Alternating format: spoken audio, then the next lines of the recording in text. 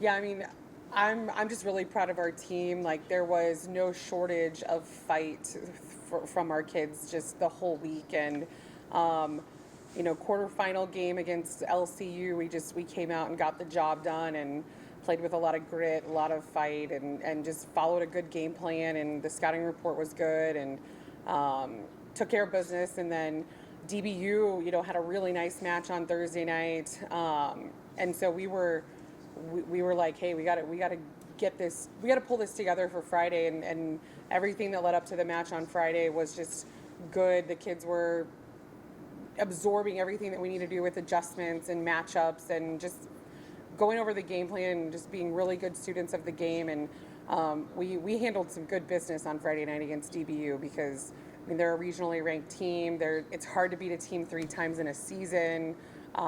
There's a lot of rivalry kind of with DBU and WT as of the last couple years. So to get that win in 3 sets was good. It was good for our bodies. It was good for just everything and confidence going into Saturday. And then Saturday was kind of one of those deals where you're playing at home.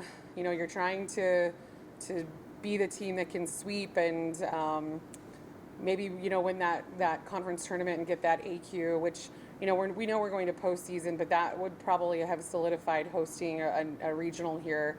And so I think our kids started to think a little ahead. We played with a lot of pressure, it felt like, instead of just staying where we were in the moment. And that's something we've done a really good job of managing up until Saturday. And I think that it was when our kids felt a little stressed, you could see it. You could see it on the court. We were doing and making mistakes that we just haven't made all year. And then, we had 31 hitting errors in the match on Saturday. That's the most hitting errors we've had all season in any match. It wasn't our worst hitting percentage, but it was down in the bottom 3 of hitting percentages for our season. And that's also a testament to Angelo played well. They pushed us but we pushed back in some of those situations, and instead of getting swept in 3, because even the first set we weren't playing great. We had to really fight to get that 27-25 win in the first set. But you took all that momentum, and you go back and watch film this morning with the girls, and it's like you're watching that second set and you're like, man, it came down to, we're not missing, and those hitting errors aren't bad misses. We're missing by an inch. We're missing very closely. So if 2 or 3 of those points go a little differently on Saturday in that second set, then we might be having like a different conversation right now. But I'm proud of the way our girls just weathered it, because there was no quit.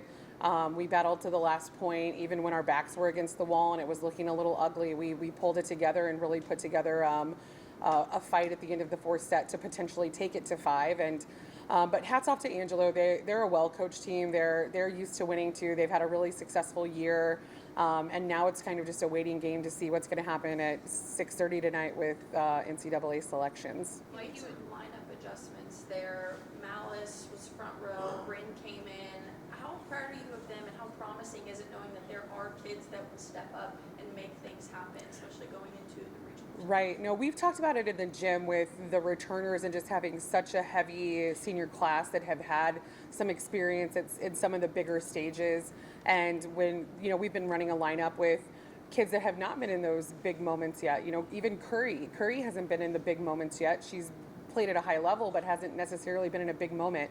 And then you have Hannah and Casey, who are both freshmen, and this is all just new territory for them. So we've kind of had these staff meetings where we're like, we're probably going to have to make subs at some point because of the inexperience that these kids have. And that doesn't mean they're not going to go out and do well, but it means in the event that a moment gets too big for them and they start to kind of maybe lose it because they don't have their experience to fall back on, then we do have good depth in those positions to go in and just trust that they're going to go in and get somebody settled, but also go in and be able to produce as well.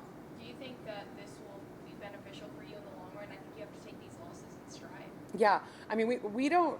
Yeah, we lost, so we really don't call it a loss in our locker room. We call it a learn. There's a difference in losing and learning, especially at this juncture of the season, where it's a new season for everybody. Everybody's playing for the postseason, everybody's playing for a conference tournament, and nobody has anything to lose.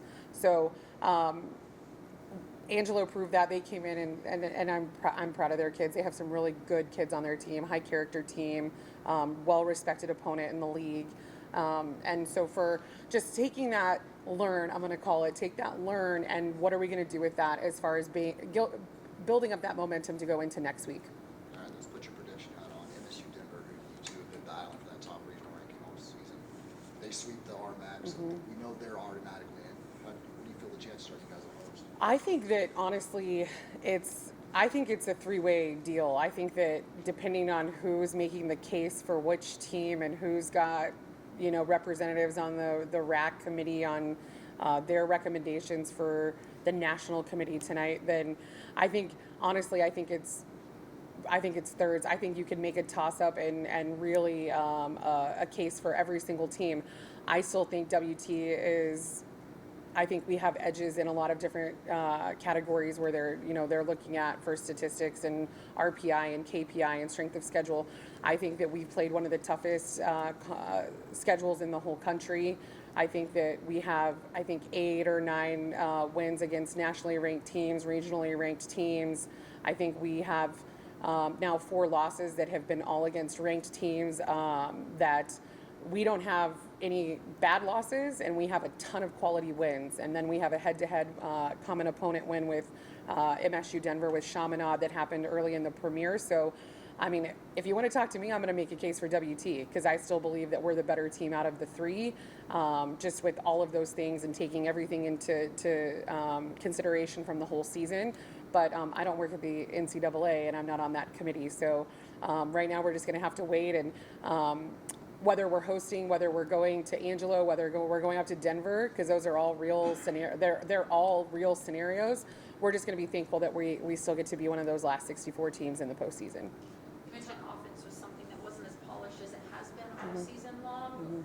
What kind of adjustments will you guys be making between now and the next time you step on the floor? Yeah, I mean, I think we go back to the 6-2. That's something that's been, for us, a huge advantage over the course of the year, just because of offensive production. When you have 6 arms to worry about from a defensive mindset, it makes your job really hard. So, that was a gamble that I took this weekend against Angelo, to go back to go to the 5-1 with Malice.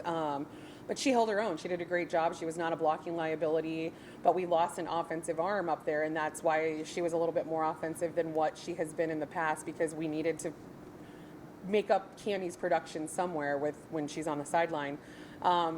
Did I make an early choice on changing that? Maybe, but I felt the energy really early on with the youngsters, so I went with my gut, and I probably would do the same thing over again. But it is going to be something that if we have to go back to, I think it's just going to be better for even Emma and Malice that they've had those reps now, where they haven't necessarily had those reps up in the last couple months. Coach, we talked on, I believe Thursday, about the environment in the box.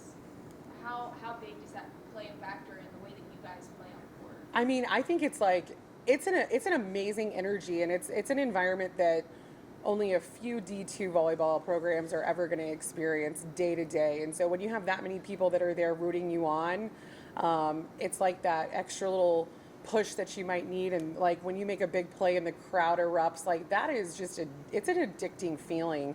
On that same token, you also feel a lot of pressure to make those fans happy and come walk away with wins in the box and keep winning streaks alive in the box and carry winning streaks on. So those fans have been here for years, and way before me have been here for years and years and years. So they have certain expectations, and I think they're still proud of our kids. But man, that crowd, what a crowd! Like that community support that we have here is just unmatched in Division II volleyball.